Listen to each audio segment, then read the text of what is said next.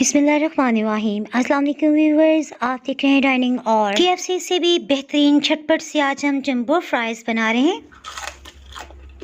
Recipe पसंद आए तो चैनल को सब्सक्राइब कर दें।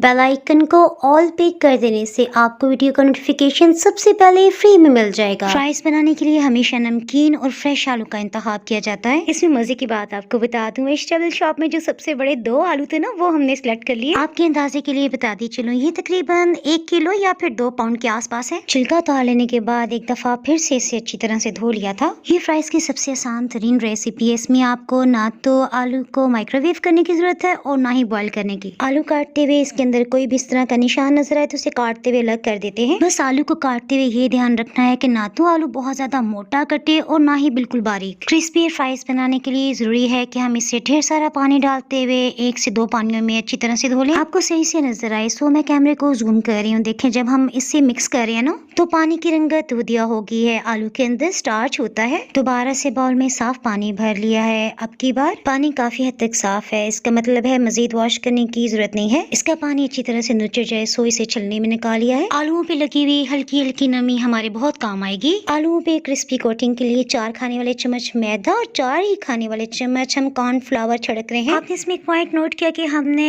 आलूओं को किचन टॉवल से बिल्कुल खुश्क नहीं किया। नमक 1 चाय की चम्मच। आलू पे जो हल्की हल्की सी नमी है, इस वजह से ये फ्लावर सारा उसके साथ ही चिपक जाएगा। सभी फ्राइज में नमक का फ्लेवर यकसा हो सो इसे खूब अच्छी तरह मिक्सअप करना जरूरी है। यहाँ मैं आपको टिप की बात बता दूं, देखिए सबसे नीचे थोड़ा सा फ्लावर अभी भी खुश्क रह गया है। सो बहुत एहतियात से 1 या 2 टेबलस्पून पानी इसमें डाल लेने के बाद खूब अच्छी तरह से मिक्सअप कर लेते हैं। फ्राइज को फौरन से नहीं तलेंगे बल्कि 5 मिनट तक इसे रेस्ट देंगे ताकि आलूओं में मौजूद नमी की वजह से नमक बिल्कुल घुल जाए।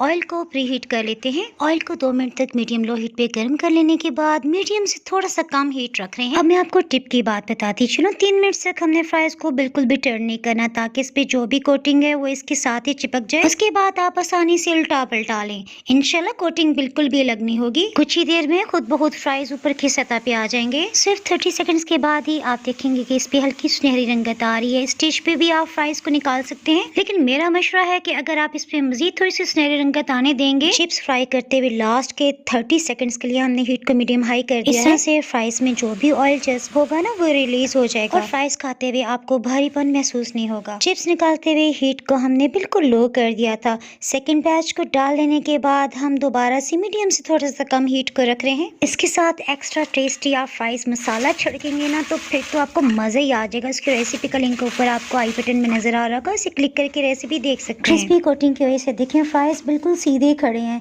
यूँ लग रहा है जैसे कह रहे हैं, देखो हमारी शान, हम है हर बच्चे की टेस्ट की जान। रेसिपी पसंद आए तो वीडियो को लाइक कर दिए, इससे चैनल को ग्रो होने में मदद मिलेगी।